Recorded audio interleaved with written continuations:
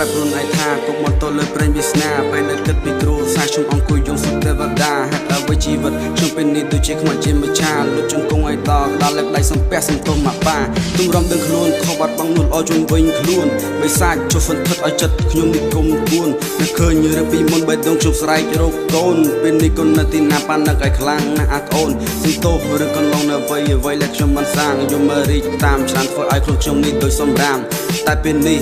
រូបខ្ញុំបាត់បង់គ្រប់យ៉ាងដោយតែស្នាដៃខ្ញុំទៅខ្ញុំបាត់បង់នួនល្អជុំវិញប្រានអីសំទោស